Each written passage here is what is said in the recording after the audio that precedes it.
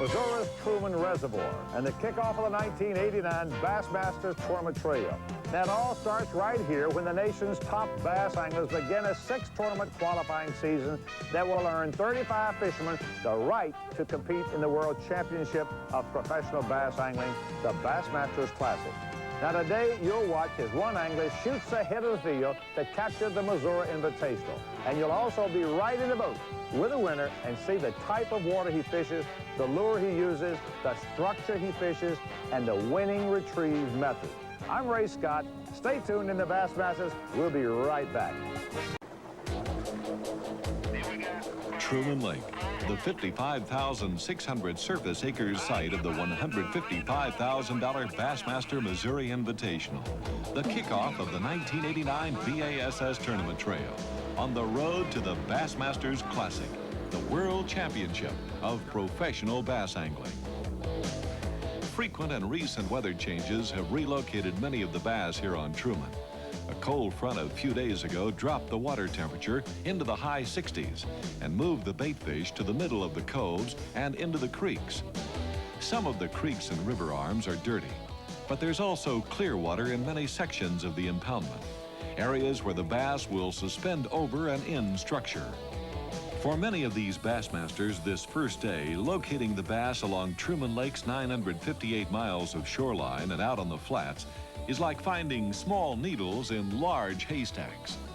The daily limit for this tournament is 5 bass 15 inches or longer. And there are monster bass here, but predictions are that it will take only 35 to 45 total pounds to win the $33,000 top prize. This Missouri impoundment is considered an excellent fall producer. However, it usually takes colder water than these anglers are fishing to really turn on the bass. But regardless of conditions, someone always locates and catches the bass, like here at the first day weigh-in. Ron Scherer, folks, who has a great television show, Ron Scherer Outdoors, and the weight, 10 pounds and 2 ounces, and that's a great start. Let's give him a nice hand, folks. Ron Scherer, who's a daddy-to-be, by the way. Now, next is Hank Parker, North Carolina. They were partners today, and Hank got a limit. How about that? Oh, who rode in the front of the boat? Folks, the biggest weight of the day. Watch the scales. 19 pounds, 15 ounces for Hank Parker. Let's give him a nice hand. Hold up 2 or 3 of the bigger bass. Folks, he is clearly our leader. He was fishing with Ron Scherer. Ron, these are knockout bass. And I want to tell you, folks, this is a good, when you can bring in 5 bass that weigh 20 pounds, you are doing some good fishing. Doing some tremendous fishing. Now, we'll put them back in a basket, send them back to the waterway. Hank, we can weigh you a big one if you like. Is that the biggest one there? Yeah, weigh one of those. That one there looks like, yeah. We sent them on. We just weighed, But that doesn't matter. well, this is going to be 4 pounds and something. Woo! Bet $1. Listen, Hank, I got to tell you something. It's very unusual, folks. I want to tell you something. We had 2 real bulls in the boat today. By the drawing system, we had Ron Scherer, who's a tremendous fisherman in his own right, and of course Hank Parker. Both of them are top pros, always classic contenders. And a lot of people say, why don't you prepare the pros? Well, it happened by the drawing system. And today, 2 really tremendous fishermen who normally are the leaders in the boat were both in the boat. And they had to make the decision last night, and together they went out and caught a bunch of fish. I don't know what the total weight was, but I would imagine you're looking at, what, 30-odd pounds? About 30 pounds, 1 ounce. But we work together well. I like drawing a person like Ron. We work very hard together. We fish together as a team today. We'll compete tomorrow. And it always seems to work better for me to draw one of the more aggressive fishermen. It keeps me on my toes, and we both stood in the front all day. Ron's a very courteous fisherman. He helped me get the bigger fish in the boat.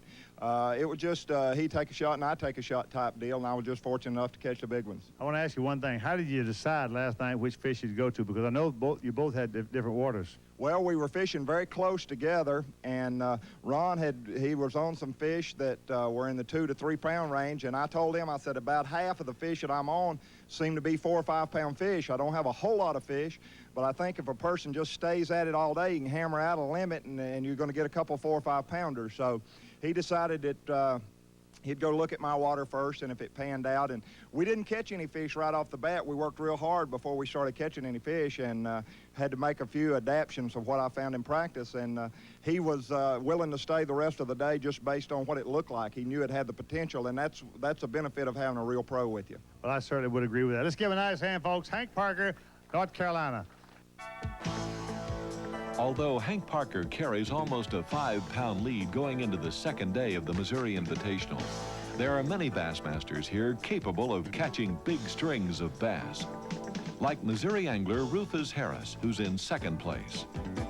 And Oklahoma's Jimmy Houston, who's always a threat when the fish are on a spinnerbait pattern. Nor can Missouri's Charlie Campbell be counted out. In 9th place this morning and only about 8 pounds behind the leader, Campbell has proven he can catch fish in this tournament. But he seems to be having some trouble with this bass. Once again, the sure hand of Bassmaster teamwork comes into play to keep Charlie from joining his bass in the bush.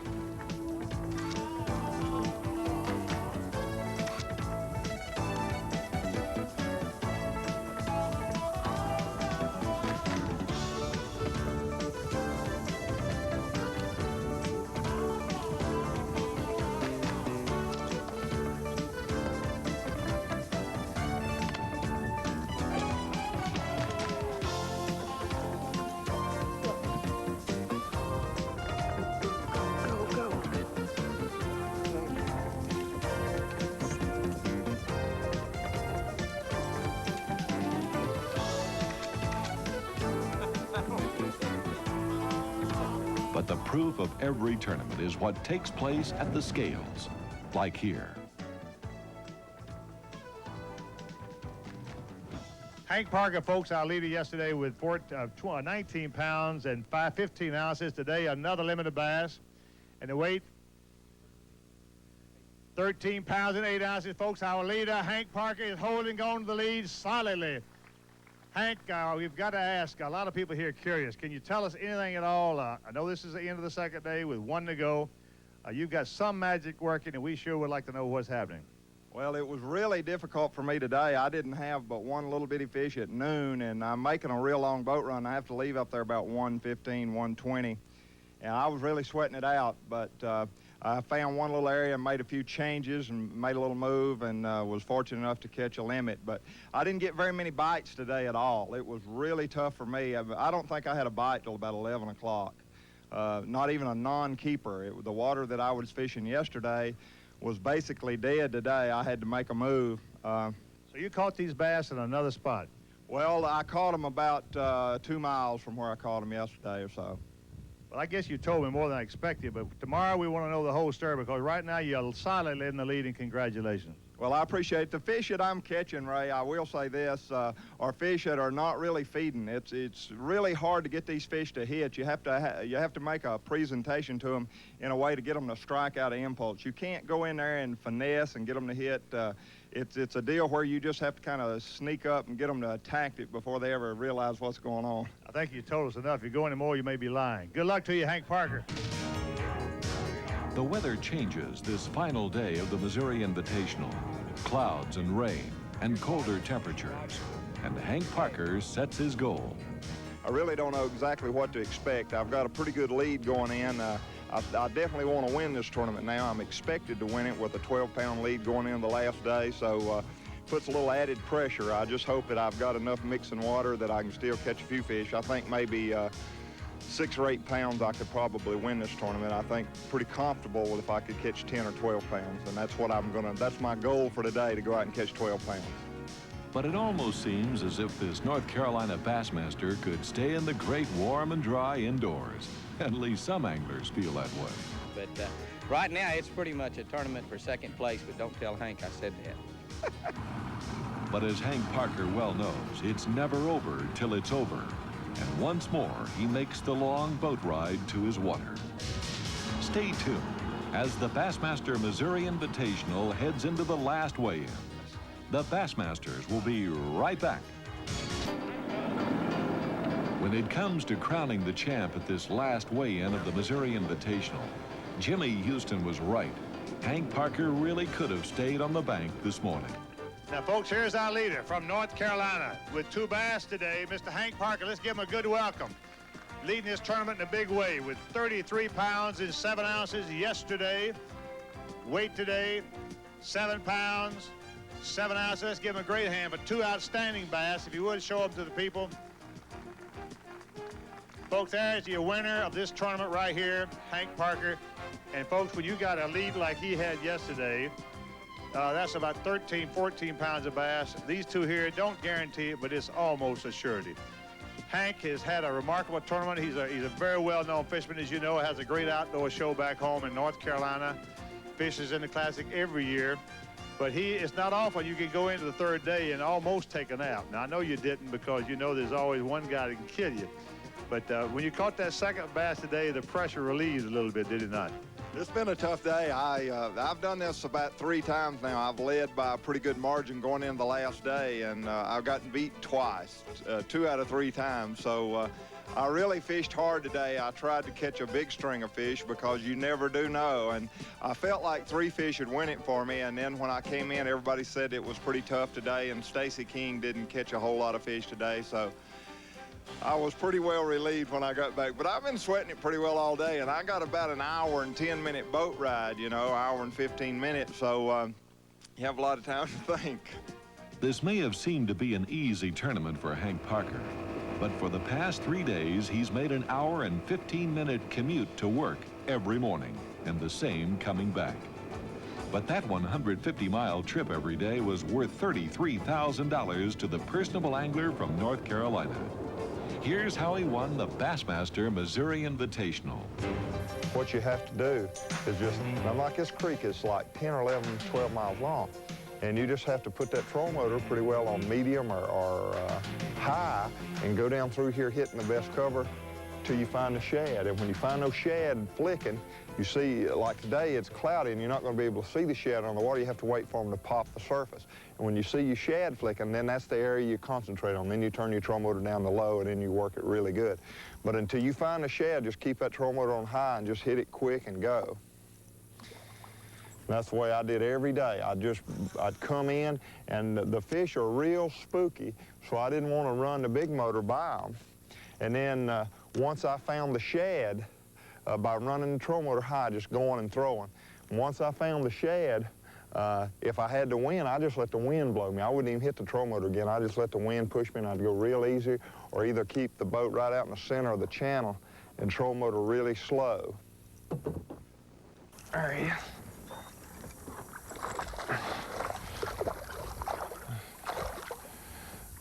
Come here, big boy. How about that? That's the kind in the tournament that you don't really need.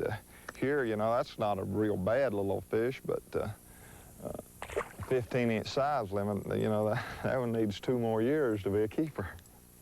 Well, that wasn't a real big fish, but that fish was exactly the way I caught my fish during the tournament. You had to bring that bait exactly parallel with that log. Now, we got this little log laying here, and the first thing you do, you got to have your boat in the exact right position to make the presentation. And then you cast the bait just like that, and see how I'm bringing it right down that log? It's exactly the way I caught him. And just as you get to the end of the log, anticipating where that fish would be, kind of drop that bait, just let it fade out of sight. That's when it hit it. The Bassmasters will return with Missouri champion Hank Parker as he explains his lure selection and further demonstrates his winning ways. We'll be right back. Where'd all these little fellows come from? The spinner bait that I was using, it's a bait, it's a hog collar bait made in North Carolina, but I make them up myself. I just get the heads and the blades. And this combination, I experimented with a lot. I use a lot of willow leaves and, of course, the Colorados. But here I've got an interesting concept. I've got a number 3 Colorado blade and then a number 6 Indiana blade. The Indiana blade does not put off quite the vibration that the Colorado blade, and puts off a little bit more than the willow leaf, but it adds a lot of flash, and it's a good blade on the fall. And when I would run these baits up by the log, like I was talking about, when I'd stop that bait and let it fall, the Indiana had a better fall. It put off more flash, and twirl better on the fall than any other blade combination that I put together. So I experimented with spinner baits, and this is the one that I came up with, and it seemed to work the best. I actually used 3 different colors. The first day, the water was a little bit dingier. The first day, we'd had a lot of rain, and I used chartreuse, and then the second day, in the real bright sun, I used a white bait like I have here. And then the last day, I changed to blue and chartreuse because it was so cloudy and the water was not as muddy as it was the first day, and that would look like a good color combination. It seemed to work for me. That is a good-looking log. That log is the right depth. You can see it comes all the way out. See, I can keep that bait parallel and keep it kind of what I call bumping the bark all the way out. It doesn't go out of sight. It lays well in the water. That's my kind of log. A lot of people say, well, what is a good-looking log? A log just exactly like that lays in enough depth of water that it eventually does taper and go out of sight, but runs out into the water for a long way where you can keep that bait. That way that fish can suspend on any part of that log, and you can still keep the bait, what I call bumping the bark, and keep it in sight. There you go. Just right by the log.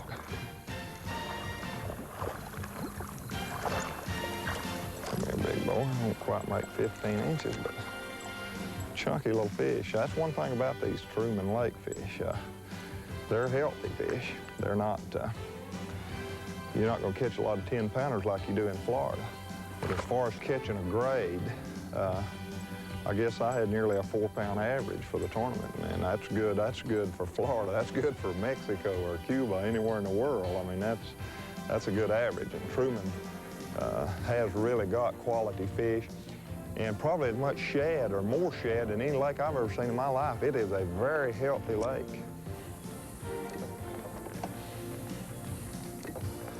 There you go.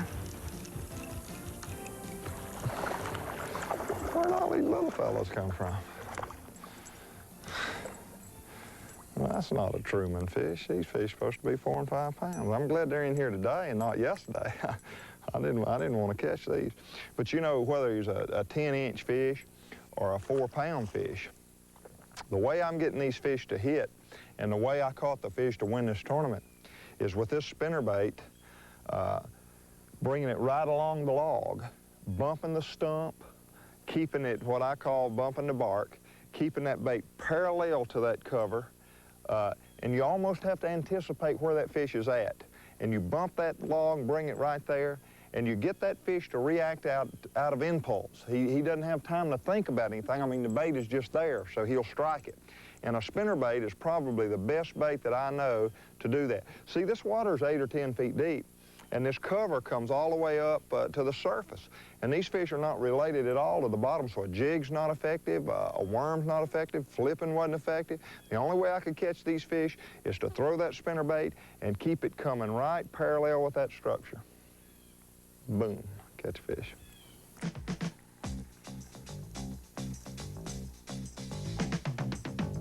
And now it's time for the Pros Pointer, the how-to section of the Bassmasters, brought to you by AC Delco.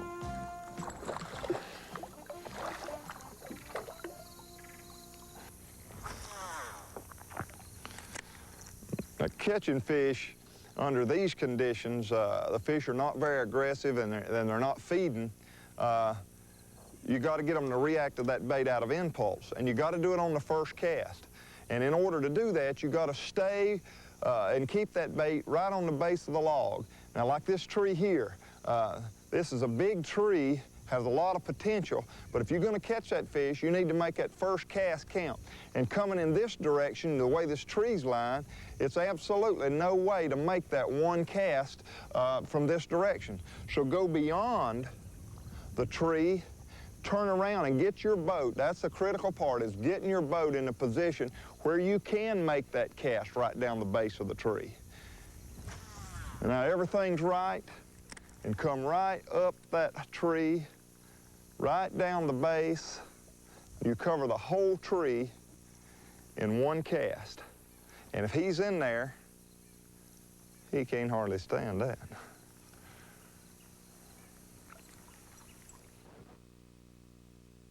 Parker Parker, and the 1989 Road to the Bassmaster Classic is underway. Now, next week, we're going north for the Michigan's mighty smallmouth on Lake St. Clair, and in the shadows, really, of downtown Detroit skyscrapers. You'll watch some of the greatest smallmouth fishing you'll ever see. Wild, jumping brown bass up to 4 pounds, and lots of them caught on real light tackle. It's a show